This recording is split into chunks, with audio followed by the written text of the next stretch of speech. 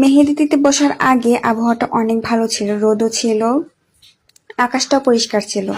মেহেদি দিতে বসার 2 মিনিট পর কেবল আমি প্রথম একটা পদ্ম আঁকাইছিলাম, দেখতে পাচ্ছেন যেখানে একটা কমলা কমলা কালার শেড আছেই, তাই আমি ওটা উঠা ফেলছি। তো খুব একটা ভালো আসছিল না, যার কারণে আমি উঠা ফেলছি। প্রথম যখন আমি এই পদ্মটা আঁকাই তখন বসছি, কেবল মাত্র বসে আঁকাইছি, তখনই কারেন্ট চলে গেছে। আমি যে মুহূর্তে মেহেদি পড়াতে বসি ঠিক সেই মুহূর্তেই কারেন্ট চলে যাবে, নয়তো বৃষ্টি শুরু হবে। মানে এমন ঝুম বৃষ্টি শুরু হয়, যার জন্য মনে হয় যে মেহেদি দেওয়ার সাথে সাথে মনে হয় মানে বৃষ্টিরও হিংসা শুরু হয়ে যায়, মানে বৃষ্টিও চলে আসে, কারেন্টও থাকে না। তো আজকেও যখন মেহেদি পড়াচ্ছেন তখনও কারেন্ট ছিল না, যার কারণে আমি ফোনে ফ্ল্যাশ জ্বালা তবেই মেহেদি পড়াইছি। তো যাকে মেহেদি পড়াছিলাম সেও বলতেছিল যে মনে হয় কারেন্টের এটা সহ্য হয়নি যে আমরা মেহেদি পড়ছি, যার কারণে কারেন্ট চলে গেছে। তো কারেন্ট চলে গেছে, আমি মেহেদি দেওয়া শুরু করছি তখন কারেন্ট গেছে, আর মেহেদি দেওয়া শেষ হয়েছে ঠিক তখন কারেন্ট চলে আসিছে। মানে এটা পুরোটা একটা হিংসার মতো একটা কাজ করছে কারেন্ট। কেন 2 মিনিট আগে আসলে কি এমন ক্ষতি হতো, তাই আমি সুবিধার মতো মেহেদিটা দিতে পারতাম। আর আমি যখন মেহেদি পড়াচ্ছিলাম তখন যেহেতু 2 পায়ে সেম কাজ করতে হবে, তা আমি অনেকটা ভেবে চিন্তে কাজ করছিলাম, কিন্তু তারপরেও আমি একটা মিস্টেক করে ফেলি।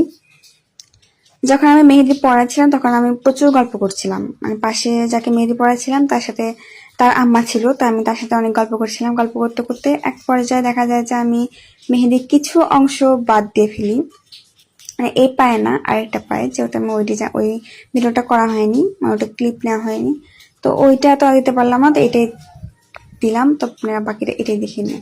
তো যখন মানে এটা সিম্পল একদম কাজ ছিল, শুধুমাত্র নগে ছিল আর উপরে একটা পদ্ম ছিল, কিন্তু যাকে মেহেদি পড়াচ্ছিলাম তাকে সে বলতেছিল যে শুধু পদ্ম দিলে কেমন লাগবে, তার থেকে আমাকে এভাবে একটু ইয়ে মতো করে দেন, মোটা করে চওড়া করে ডিজাইন করে দেন, তাহলে দেখতে মনে হয় আমার কাছে বেশি ভালো লাগবে।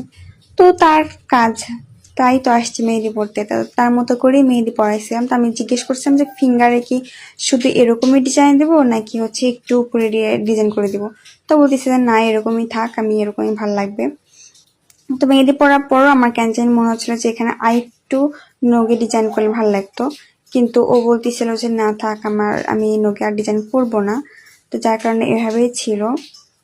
অনেকেই বলতে পারেন যে আঙ্গুলে আরেকটু ডিজাইন করলে ভালো লাগতো, হ্যাঁ ভালো লাগতো, সেটা আমিও জানি, কিন্তু যাকে মেহেদি পড়াচ্ছি তার তো ভালো লাগবে না, তার কারণে আমি ওখানে ডিজাইন করিনি।